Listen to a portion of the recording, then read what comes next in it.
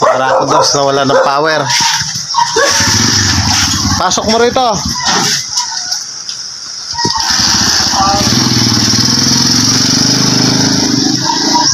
Walang kuryente? Wala. Pasok mo rito. Barako dos, wala daw kuryente. So yun, troubleshoot natin. Nakita ko na naman yung mahiwagang tali. Yes! So ayan, troubleshoot natin yan.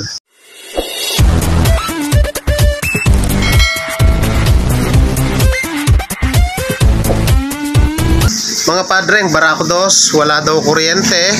Sinasabi ni padreng, walang power, walang placer, walang busina. Wala lahat. Tapos yung battery parang lobat na rin, ganun. Parang ganun. So sa pag-troubleshoot ng motor mga padreng, dapat hindi natin hinuhulaan yan. Dapat step by step. Alam natin yung proseso, paano natin sisimulan yung ganyang trouble ng motor mga padreng. So itong Barako dos, battery operated po yan. So ang gagawin natin, dito muna tayo sa side cover, tanggalin na muna natin yan.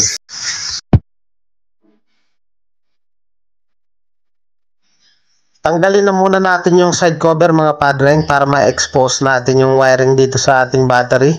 So pagkatanggal ng ating side cover, i-check natin yung kanyang high tension wire kung totoo nga bang walang linalabas na kuryente. So doon tayo sa kabila.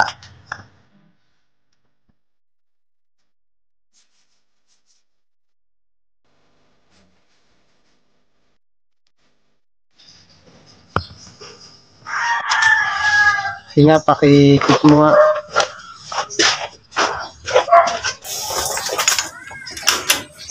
Pakikik mo. Wala talaga. Okay na, okay na. Mga padreng, sa pagkakataon pong yan, wala talaga siyang linalabas na kuryente. So, ibig sabihin, ang possible na cause po niyan, lost connection sa ating susian. Pwede rin namang sira, lost connection sa ating regulator. Pwede din naman sira, lost connection sa ating stator. Pwede din natin sira. Pwede, pero hindi natin pwedeng sabihin na sira yan. Dapat step by step para matiyak natin yung problema. So, dun muna tayo sa parting battery. Tanggalin na muna natin yung positive terminal ng battery mga padreng. Sapagkat dyan natin malalaman kung nagbabato ba ng kuryente yung ating regulator papunta dyan sa atin positive terminal ng battery. So gagamit tayo ng test light, ilagay lang natin yung clip sa negative. So patadyakan natin, dapat iilaw.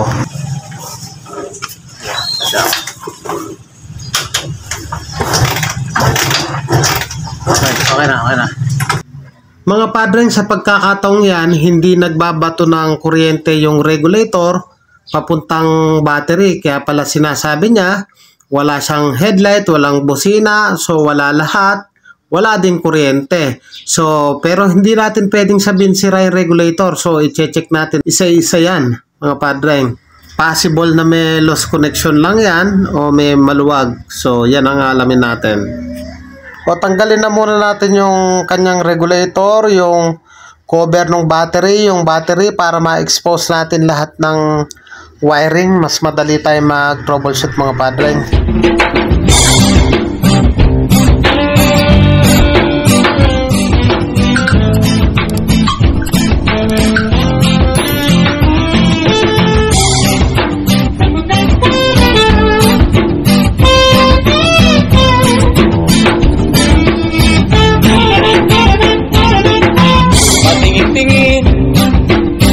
Di naman makabili, patingin-tingin, di makapanood ng sine. Walang ibang pera, kundi pamasahe. Nakayanan ko lang, pambili ng dalawang yosin.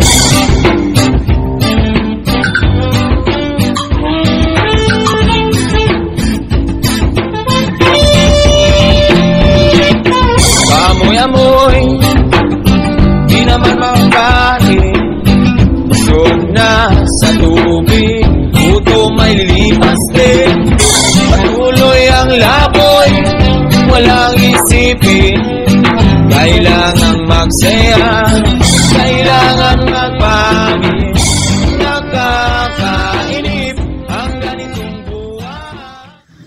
Mga padreng, yung wire ng ating relay starter, yung papunta sa ating battery. So, natalupan na siya. Oh. Possible na nag-short din dito sa part na to kasi parang ano siya, nasunog. Marahil yan, dumikit sa body yan. So, kaya i-check din natin yung kanyang fuse kung possible na lost connection o putok na yung kanyang fuse. So dahil dito nabakbakan na yung ating light wire. Nakakainis ang ganitong buhay. Nakakainis ang ganitong buhay. Nakakainis ang ganitong buhay. Check na muna natin yung kanyang fuse mga padreng kung putol ba o lost connection. So tanggalin na muna natin. So kasi pag putol yung fuse, papunta po kasi ng susian yan. So ito yung ating fuse. So putol na siya pero may remedyo siya. Kinabitan ng wire dito sa terminal. So may wire naman siya, hindi naman siya putol mga padreng. So yan, hindi naman siya putol. Ngayon kanina nung tinatanggal natin yung socket mga padreng, medyo may kaluwagan na yung kanyang socket. Tapos itong kanyang battery, grabe yung init, sobrang init. So ibig sabihin possible na may mga lost connection talaga dyan. So nung tinanggal natin yung socket ng stator, medyo may kaluwagan. So syempre hindi stable ngayon yung pasok ng kuryente ng ating stator papunta dun sa regulator. So ang gawin natin para makasigurado tayo, i-check natin yung socket ng stator kung may naglulus ba o poor connection. Gamit tayo ng test light, lagay natin sa negative. Ang hahanapin kasi natin positive, so sundutin na muna natin dito sa kulay white na wire. Excuse. O dapat iilaw yan kapag kinik natin. Yellow wire tsaka white na wire. So ayan, kick natin.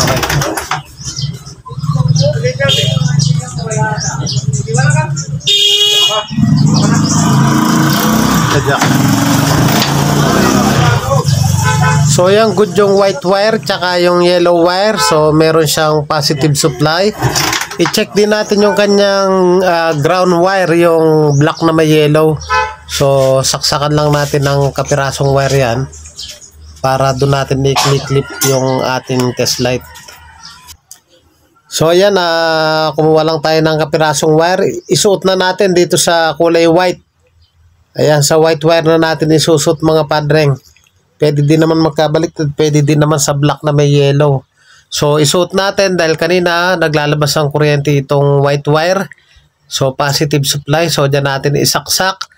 So bali dyan natin i-clip yung ating test light kasi ang hahanapin natin ay negative. Yung black na may yellow mga padreng, yan yung negative ng ating Kawasaki Barako. So yung ating test light, yung dulo, so i-clip na muna natin, bali positive yan, kulay white. So sundutin natin to, yung black na may yellow, dapat ilaw. So yung good yung ating negative. So kumpleto naman yung ating stator at wala namang nawawala. Tapean ko na muna itong may bakbak dito sa ating positive na wire. So kasi pag di natin tinepan yan, pwedeng mag-short na naman yan. So kapag tumama po yan sa body, so magkakaproblema na naman tong ating motor. So tapean na muna natin yan. So yan, bali na-check ko na yung ating stator. Good naman, naayos ko na yung bakbak na wire sa positive. So stator, yung wire. So isunod natin yung regulator. Kung maglalabas na siya ng kuryente, so binalik ko na yung socket ng stator. So kanina medyo may kaluwagan yan, so pakasaksak natin. Wala naman siyang corrosion mga padreng. So check natin yung regulator kung maglalabas na ng positive supply yan. So ito yung ating regulator mga padreng, itong hawak kong yan. So ito naman yung fuse. fuse papuntang susian para masupplyan yung ating accessories wire. Ilagay na muna natin yung clip sa negative. So ayan, nag body ground ako ng test light. Patadyak natin, dapat ilaw yung white. So good naman. Ibig sabihin good yung ating regulator. Okay, sa kabilang terminal ng fuse. So good naman, wala namang nawawala. So good yung regulator mga padreng, naglalabas naman ng kuryente, good yung ating fuse. So i-check na natin kung naglalabas na tong wire na to ng kuryente. Okay. Ayan ah. So sa pagkakataong yung mga padreng, yung ating terminal, yung wire papuntang battery, yung positive, so naglalabas na siya ng kuryente. Ibig sabihin yan, aandar na yung ating motor at meron na yung kuryente, maliban na lang kung sira yung ating susian. Meron na siya na. So ayan, ibalik na natin yung battery, yung cover, side cover. So balik na natin lahat ng tinanggal natin at paandarin na natin yan. So ipapass forward na natin. So kanina mabilis mag-init yung battery. So pag pinaandar natin, check natin kung nag-over voltage ba yan. Gagamitan natin ng voltmeter. So ibalik na muna natin yan.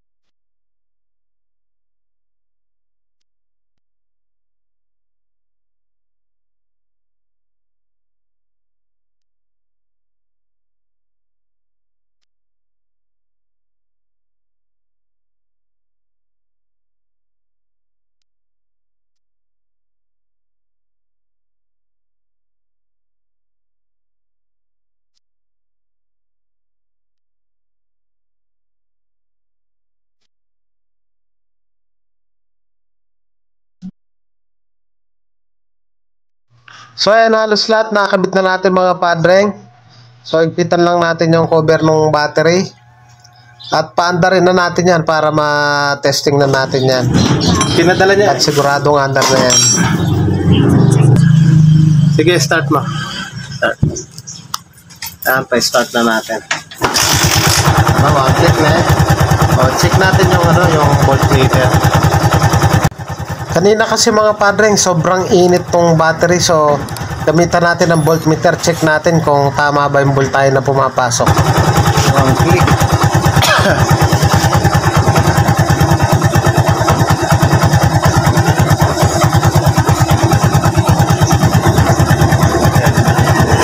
Birit mo, birit. Okay, birit mo, birit.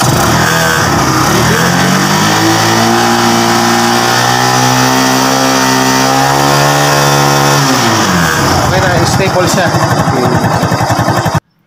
So yan mga padre, nga naging issue ng kanyang motor, lumuwag yung socket ng stator. Ngayon mapapansin natin yung pag ginawakan namin yung kanyang battery, sobrang init. Kumbaga from stator tatakbo ng regulator, so kinakapos ng kuryente na parang nag-o-overcharge daw siya dahil sobrang init nung kanyang battery. Ngayon doon sa parting papuntang battery, mapansin nyo na nag-short siya doon, na bakbak, dumikit sa body. So inayos din natin yung fuse, pinalitan na natin. So yun, nag-okay naman. Sige nga padreng, paki-start mo ulit.